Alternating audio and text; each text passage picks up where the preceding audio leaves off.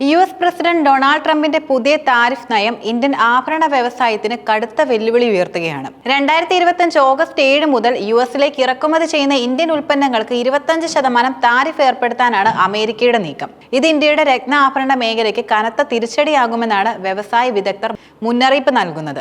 നിലവിൽ ഉയർന്ന ആഭ്യന്തര സ്വർണ്ണ ഇറക്കുമതി തീരുവയും അസംസ്കൃത വസ്തുക്കളുടെ വർദ്ധിച്ചുവരുന്ന ചെലവുകളും ചേർന്ന് ഈ പ്രതിസന്ധിയെ കൂടുതൽ രൂക്ഷമാക്കുകയാണ്. ഈ പുതിയ സാഹചര്യം ഇന്ത്യൻ ആഭരണ വ്യവസായത്തിന്റെ ലാഭക്ഷമതയെ സാരമായി ബാധിക്കുകയും കയറ്റുമതിയുടെ വളർച്ചാ നിരക്ക് കുറയ്ക്കുകയും ചെയ്യും.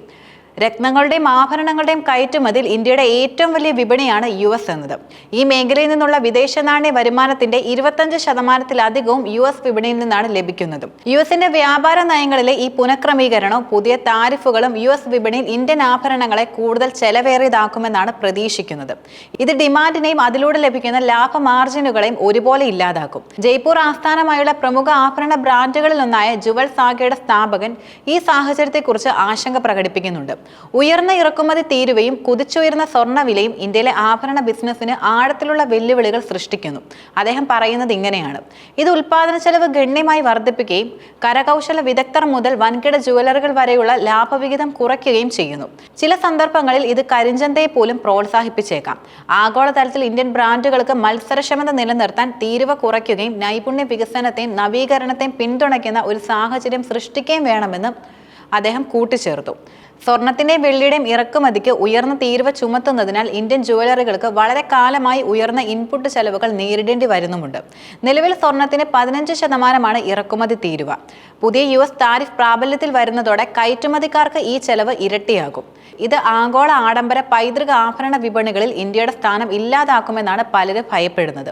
ഈ പ്രതിസന്ധി ഘട്ടത്തിൽ പല ആഭരണ നിർമ്മാതാക്കളും തങ്ങളുടെ ബിസിനസ് തന്ത്രങ്ങൾ മാറ്റി എഴുതാൻ നിർബന്ധിതരാകുകയാണ്. ഫൈൻ സിൽവർ ജുവൽസിന്റെ സ്ഥാപകനായ നേഹ ചലാനി തന്റെ കമ്പനിയുടെ ബിസിനസ് മോഡൽ ഇതിനോടകം തന്നെ മാറിക്കൊണ്ടിരിക്കുകയാണെന്ന് സ്ഥിരീകരിക്കുന്നു. ന്യായമായൊരു പരിഹാരം ഉണ്ടാകുന്നതുവരെ ഞങ്ങൾ മറ്റ് അന്താരാഷ്ട്ര ആഭ്യന്തര വിപണികളിലേക്ക് ശ്രദ്ധ തിരിച്ചുവിടുകയാണ്. അവർ പറയുന്നത് ഇങ്ങനെയാണ്: ഇതുപോലുള്ള വ്യാപാര തടസ്സങ്ങൾ നിരാശാജനകമാണ്. യുഎസിനെ മാത്രം ആശ്രയിക്കാതെ യൂറോപ്പ്, മിഡിൽ ഈസ്റ്റ്, ഏഷ്യൻ രാജ്യങ്ങളിലെ പുതിയ വിപണികളിലേക്ക് കടന്നു ചെല്ലാനുള്ള ശ്രമങ്ങൾ വ്യവസായ രംഗത്തും സജീവമാണ്. അതേസമയം ഈ പ്രതിസന്ധിയെ അതിജീവനത്തിനും സർഗാത്മകതയ്ക്കുമുള്ള ഒരു വഴിത്തിരിവായും ചിലർ കാണുന്നുണ്ട്. ഇന്ത്യയുടെ അതുല്യമായ കരകൗശല വൈദഗ്ധ്യം നിലനിർത്തുന്നതിലും മാറുന്ന സാഹചര്യങ്ങളുമായി പൊരുത്തപ്പെടുന്നതിലുമാണ് വ്യവസായത്തിന്റെ ദീർഘകാല ആരോഗ്യം അടങ്ങിയിരിക്കുന്നത്.